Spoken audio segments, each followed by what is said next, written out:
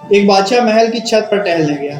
ٹہلتے ٹہلتے اس کی نظر محل کے نزدیک گھر کی چھت پر پڑی، جس پر ایک بہت ہی خوبصورت عورت کپڑے سکھا رہی تھی۔ بادشاہ نے اپنی ایک باندی کو بلا کر پوچھا، کس کی بیوی ہے یہ؟ باندی نے کہا، بادشاہ سلامت، یہ آپ کے غلام فیروز کی بیوی ہے۔ بادشاہ نیچے اترا۔ بادشاہ پر اس عورت کے حسن و جمال کا سحر سا چھا گیا تھا۔ اس نے فیروز کو بلایا۔ فیروز حاضر ہوا تو بادشاہ نے کہا، فیروز، ہمارا ایک کام ہے، ہمارا یہ خط فلاں ملک کے بادشاہ کو دے آؤ اور مجھے اس کا جواب بھی ان سے لے آنا۔ فیروز بولا، بادشاہ کا حکم سر آنکھوں پر، اور وہ اس خط کو لے کر گھر واپس آ گیا۔ خط کو اپنے تکیے کے نیچے رکھ دیا، سفر کا سامان تیار کیا، رات گھر میں گزاری اور صبح منزل مقصود پر روانہ ہو گیا۔ اس بات سے لا علم کہ بادشاہ نے اس کے ساتھ کیا چال چلی۔ ادھر فیروز جیسے ہی نظروں سے اوجھل ہو گیا، بادشاہ چپکے سے فیروز کے گھر پہنچا اور آہستہ سے فیروز کے گھر کا دروازہ کھٹکھٹایا۔ فیروز کی بیوی پوچھا، کون ہے؟ بادشاہ نے کہا، میں بادشاہ، تمہارے شوہر کا مالک۔ تو اس نے دروازہ کھولا۔ بادشاہ اندر آ کر بیٹھ گیا۔ فیروز کی بیوی نے حیران ہو کر کہا، آج بادشاہ سلامت یہاں ہمارے قریب خانے میں؟ بادشاہ نے کہا، میں یہاں مہمان بن کر آیا ہوں۔ فیروز کی بیوی نے بادشاہ کا مطلب سمجھ کر کہا، میں اللہ کی پناہ چاہتی ہوں آپ کے اس طرح آنے سے، جس میں مجھے کوئی خیر نظر نہیں آ رہی۔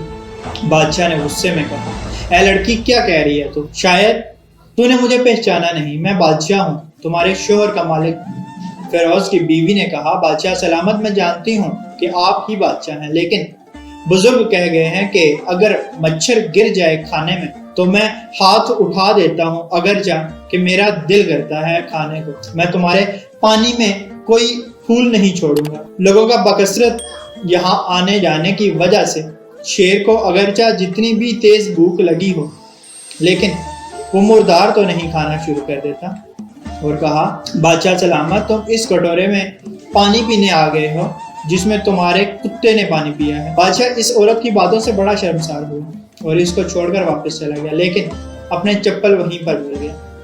یہ سب تو بادشاہ کی طرف سے ہوا۔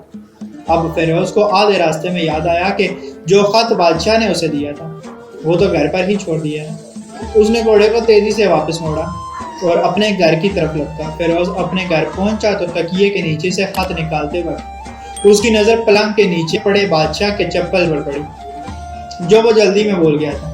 فیروز کا سر چکرا کر رہ گیا اور وہ سمجھ گیا کہ بادشاہ نے اس کو سفر پر صرف اس لیے بھیجا تھا تاکہ وہ اپنا مطلب پورا کر سکے۔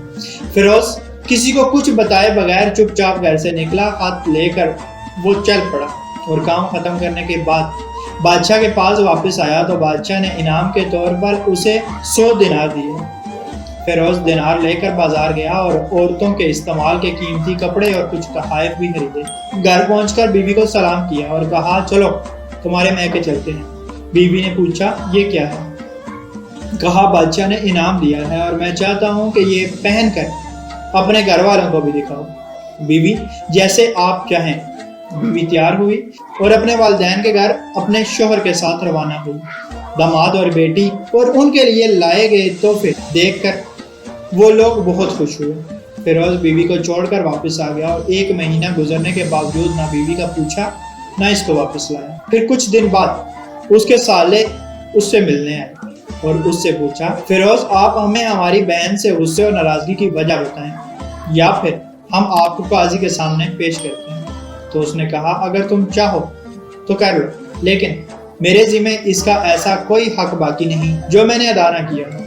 وہ لوگ اپنا کیس قاضی کے پاس لے گئے تو قاضی نے فیروز کو بلایا۔ قاضی اس وقت بادشاہ کے پاس بیٹھا ہوا تھا۔ لڑکی کے بھائیوں نے کہا، اللہ بادشاہ سلامت اور قاضی القضاء کو قائم و دائم رکھے۔ قاضی صاحب، ہم نے ایک سرسبز باغ، درخت پھلوں سے بھرے ہوئے اور ساتھ میں میٹھے پانی کا کنواں اس شخص کے حوالے میں دیا تھا۔ اس شخص نے ہمارا باغ اجاڑ دیا ہے، سارے پھل کھا لیے ہیں، درخت کاٹ لیے ہیں اور کنویں کو خراب کر کے بند کر دیا ہے۔ قاضی نے فیروز کی طرف متوجہ ہو کر پوچھا، ہاں تو لڑکے تم کیا کہتے ہو اس بارے میں؟ فیروز نے کہا، قاضی صاحب، جو باغ مجھے دیا گیا تھا وہ اس سے بہتر حالت میں انہیں واپس کیا ہے۔ قاضی نے پوچھا، کیا اس نے باغ تمہارے حوالے ویسی ہی حالت میں واپس کیا ہے جیسے پہلے تھا؟ انہوں نے کہا ہاں ویسے ہی حالت میں واپس کیا ہے، لیکن ہم اس سے باغ واپس کرنے کی وجہ پوچھنا چاہتے ہیں۔ قاضی ہاں فیروز تم کیا کہنا چاہتے ہو اس بارے میں؟ فیروز نے کہا قاضی صاحب میں نے باغ کسی بغض یا نفرت کی وجہ سے نہیں چھوڑا، بلکہ اس لیے چھوڑا ہے کہ ایک دن میں باغ میں آیا تو اس میں نے شیر کے بچوں کے نشان دیکھے، تو مجھے خوف ہوا کہ شیر مجھے کھا جائے گا، اس لیے شیر کے اکرام کی وجہ سے میں نے باغ میں جانا بند کر دیا۔ بادشاہ جو ٹیک لگائے یہ سب کچھ سن رہا تھا اور اٹھ کر بیٹھ گیا اور کہا فیروز اپنے باغ کی طرف امن اور مطمئن ہو کر گیا۔ واللہ اس میں کوئی شک نہیں کہ شیر تمہارے باغ میں آیا تھا، لیکن وہ وہاں پر نہ تو کوئی اثر چھوڑ سکا، نہ کوئی پتا توڑ سکا اور نہ ہی کوئی پھل کھا سکا۔ وہ وہاں پر تھوڑی دیر رہا اور مایوس ہو کر لوٹ گیا، اور خدا کی قسم میں نے کبھی تمہارے جیسے باغ کے گرد لگے مضبوط دیواریں نہیں دیکھی۔ تو فیروز اپنے گھر لوٹ آیا اور اپنی بیوی کو بھی واپس لے آیا، نہ تو قاضی کو پتا چلا نہ ہی کسی اور کو کہ ماجرا کیا تھا۔ کیا خوب بہتر ہے اپنے اہل و عیال کے راز چھپانا تاکہ لوگوں کو پتہ نہ چلے، اپنے گھروں کے بید کسی پر ظاہر نہ ہونے دو۔ اللہ آپ لوگوں کو خوشیوں سے بھر دے، آپ کے اہل و عیال کو اور آپ کے مال کو حفظ و امان میں رکھے، اور ہاں سوچنا لازمی ہے۔ اللہ پاک آسانیاں حاصل اور تقسیم کرنے کا شرف عطا فرمائے، آمین، جزاک اللہ۔